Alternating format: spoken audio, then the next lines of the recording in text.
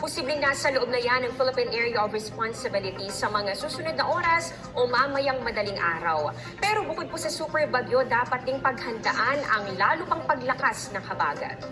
Sa pinakahuling datos ng Pag-asa, huling namadaan ang sentro nitong bagyo na may international name na Bavi sa layong 1,705 kilometers silangan ng Central Luzon. At taglay po nitong lakas ng hangin na abot sa 185 kilometers per hour at yung bugso naman yan papalo naman sa 230 kilometers per hour.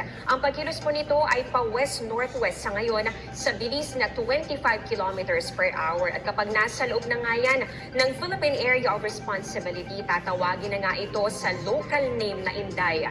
Ayon po sa Pag-asa, mababa pa rin ang tsansa nitong mag-landfall o tumama sa anumang bahagi ng ating bansa. Pero mga kapuso, posible pa rin lumapit yan dito sa bahagi po ng Batanes, lalo na pagsapit po ng Biyernes. Malawak din kasi yung sakop nitong binabantayan natin na bagyo. Ibig sabihin po, may landfall man o wala, mararamdaman pa rin yung direktang epekto nito sa ilang bahagi ng Pilipinas. Pwedeng magtaas ng wind signal number 2 or signal number 3 sa northern at pati na rin sa eastern portions ng northern Luzon, pero pwede rin sa silangan po ng southern Luzon o kaya naman dito sa silangang bahagi ng eastern Visayas kapag medyo bumaba po yung track nitong bagyo.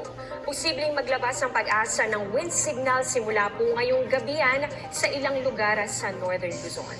Silipin natin, ito nga po yung latest track ng Pag-asa. Magtutuloy-tuloy yung pagkilos ng bagyo pa west-northwest po muna yan hanggang sa bahagya po itong aangat. Ay nakikita natin medyo aangat yan hanggang sa mapunta po dito sa may pagitan ng Taiwan at ganun din ng Okinawa, Japan.